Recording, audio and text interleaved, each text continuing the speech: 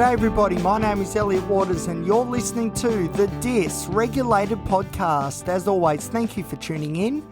If you're enjoying the show, feel free to like, subscribe, give us a rating, that would be great, and share it around with your mates.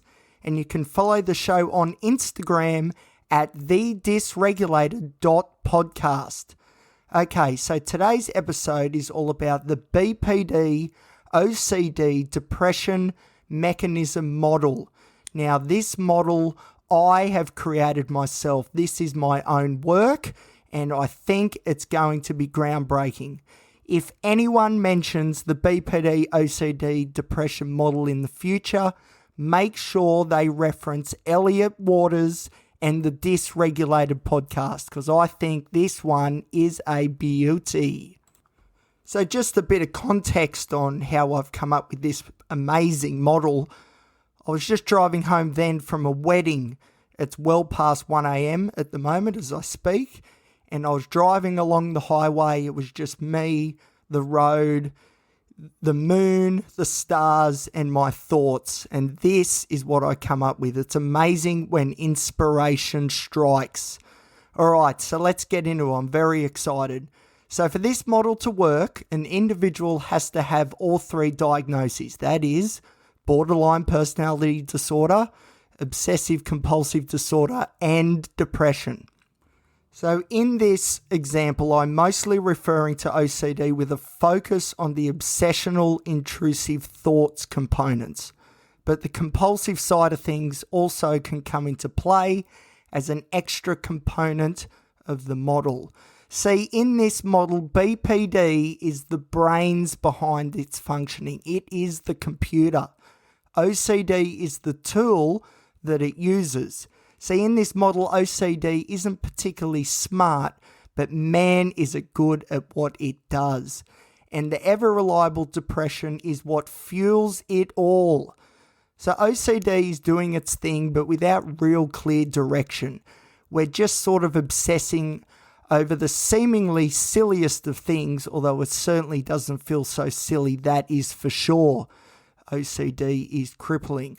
But then the BPD engages with the OCD and says, righto mate, I reckon we can do more to bring this bloke down, and they create a bond.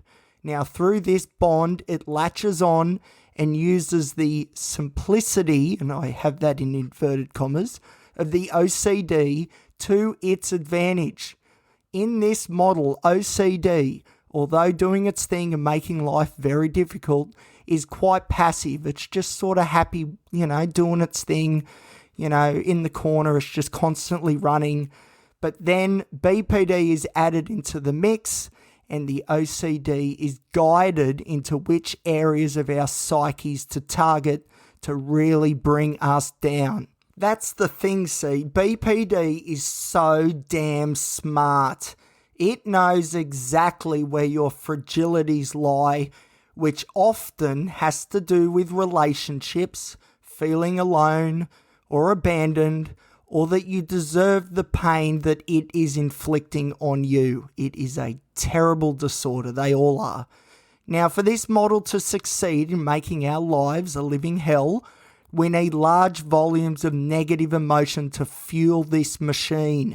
And of course, when you think of negative emotion or negative affect, we think depression. So it is the comorbid depression that feeds this machine, gives the BPD the fuel to channel into the OCD to put it into overdrive. It is high octane stuff. So with BPD calling the shots, OCD doing the heavy lifting by causing repeated, constant negative thoughts and images, and depressive emotion underlining it all, we have a well-oiled machine, right? Well, not just yet, because this machine gets even better. Because at the end of the cycle, when the OCD is firing away and tearing the individual down, particularly where they are most vulnerable, a byproduct is created. And what is the byproduct of constant negative thoughts, images, and beliefs? You know it, depression. Yes, that's right. The machine is able to create more fuel in the form of newly synthesized depression, and the cycle starts all over again. The problem is, though, this of course is not enough. The problem is that with each turn of this machine, more depression is produced at the end of the cycle than there was at the beginning.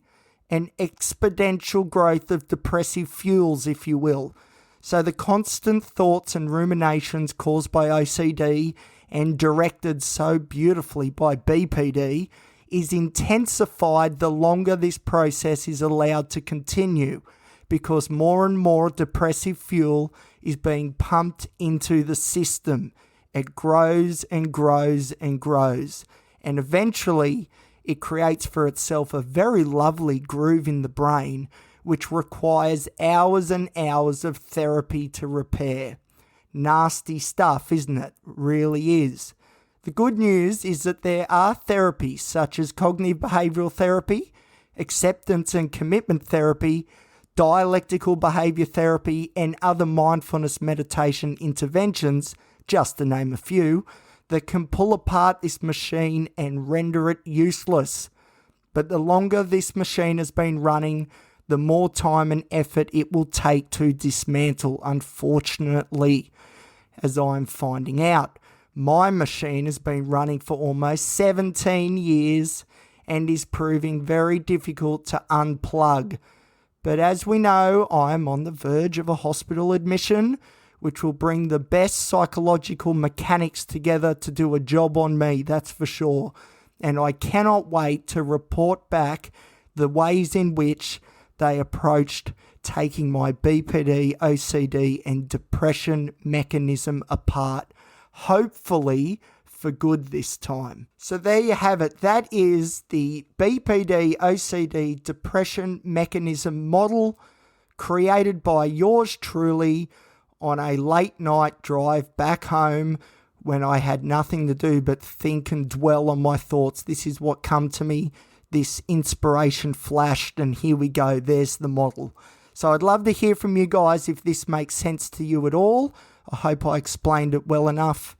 To me, it seems to make sense. This is how I conceptualize what's going on in my brain right now. And it is very, very difficult stuff, that's for sure.